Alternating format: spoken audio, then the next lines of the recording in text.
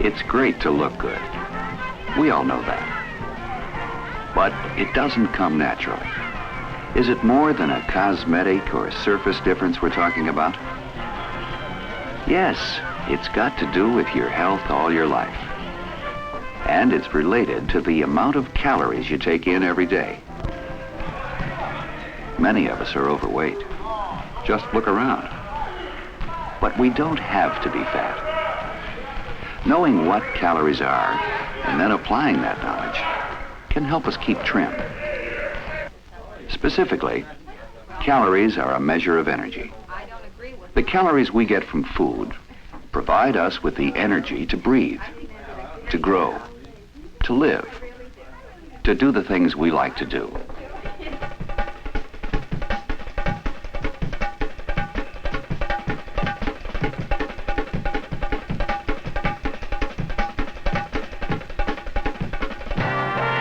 Where do we get the energy to do all these things?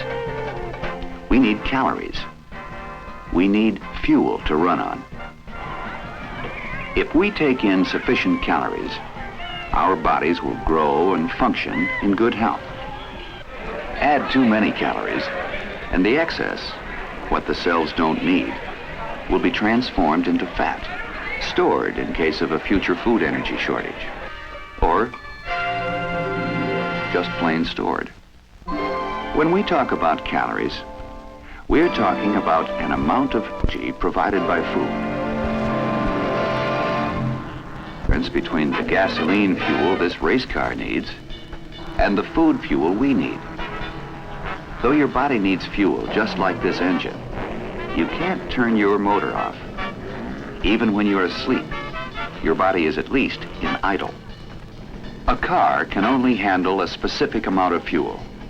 It can't store extra energy as fat.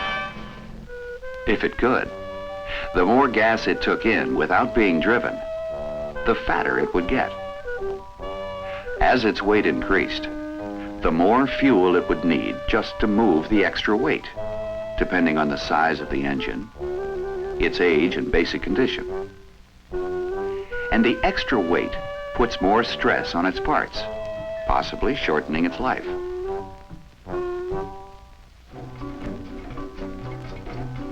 Different kinds of foods have different caloric ratings, depending on how much energy they provide when we digest them and use them as fuel.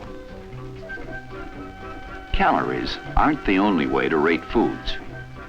There are different nutrients that people take into consideration. But familiarizing ourselves with what foods are high or low in calories is not difficult. Wet foods are higher in water content than dry foods. So generally, wet foods contain fewer calories. Foods high in fat have more calories than those with none or low fat. Those that are both dry and high in fat have the most calories. But don't trust appearances alone. Some foods that appear wet, like fried chicken or fried potatoes, are high in calories because of the fat they absorb during frying. Many packaged foods today include information about the caloric rating of their product. And it's a good idea to keep a calorie counter in the kitchen for easy reference, so you can compare what you eat to what you need. Ladies and gentlemen, welcome to the Fat Game. And now, here's the man of meals with the poor boy's sandwich smile. Melt in the mouth, Marvin. Hey, hey! Hi there, fellow food fans. Hey, did you all eat a good week? Well, tonight we've got a special treat. We're going to take a look at the shape of things to come in the life of a very shapely little lass. Come on out, Bonnie, and meet the folks. How are you, Bonnie? Hi, Marvin. Hi there, Bonnie. Yes, this is Miss Bonnie Westy from Cedar Rapids, Iowa. And you know what her favorite food is? Are you ready? Are you all ready? Cherry pie a la mode. Yes, sir. Bonnie, will you please step into our computerized weight analysis booth right here? There you go. As you know, Bonnie's bone structure and basal metabolism is being analyzed while she feeds in information on her physical activity. Now, our computer is going to analyze her body needs. Now, if all of you folks at home and the people here in the studio audience will watch the magic screen, you'll see her magic numbers. Now, everyone but Bonnie knows just how many calories a day she needs to reach and maintain her ideal weight. Come on out, Bonnie. Come out of the booth.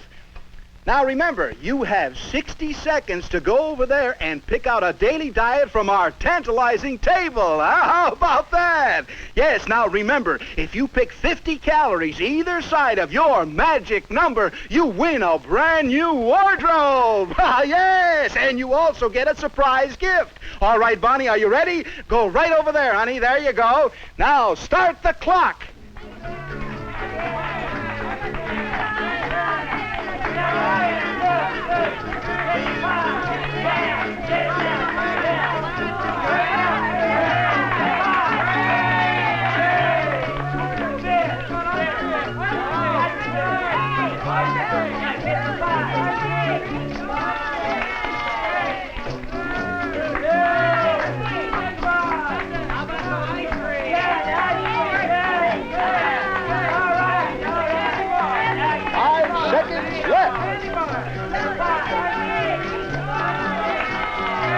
Wasn't she marvelous, folks?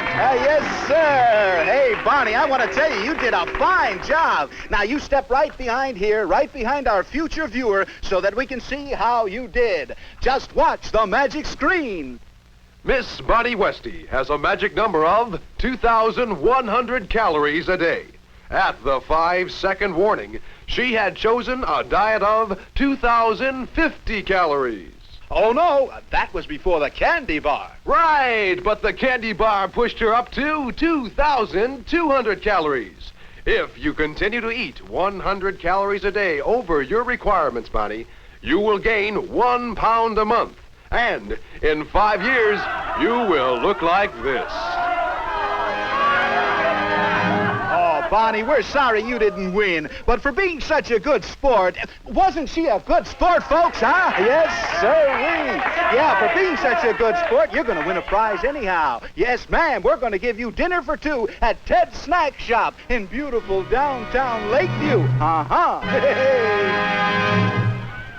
How can we tell if we're taking in too many calories? Each person, with a doctor's help, can determine approximately what his ideal weight is. You can control your weight then by controlling the number of calories you consume. Another way of looking at all this is in terms of weight gain or weight loss. Weighing yourself regularly is an easy method to use. If over a period of time you've gained or lost more weight than is desirable, then you're taking in too many or too few calories. Knowing is one thing. Acting on it is another. The nutritional label is a good place to start if you care about what you eat. And a simple calorie book will tell you the calories in your favorite foods, where the label doesn't. Since you need other nutrients besides calories, protein, vitamins, and minerals, you must be selective about what you leave out, and must be sure that you get all the nutrients you need.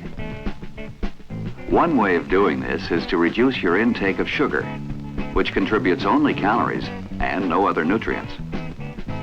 Or reduce your intake of desserts. Or use skim milk and products from skim milk. Still another way is to reduce the size of portions of your favorite foods, especially high-calorie snacks.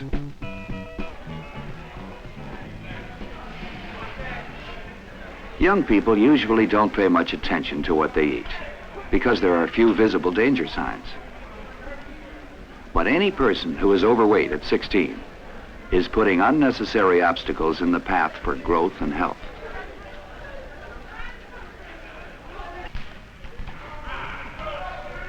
This not only means they get left behind, but they're establishing hard-to-break eating habits.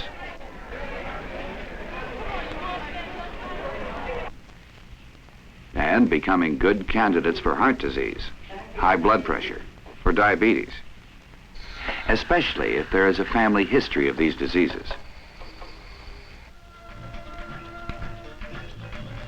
There's nothing to keep you from leading this kind of life as long as you want to, if you don't abuse your body by careless eating. It's just a matter of knowing when enough is enough.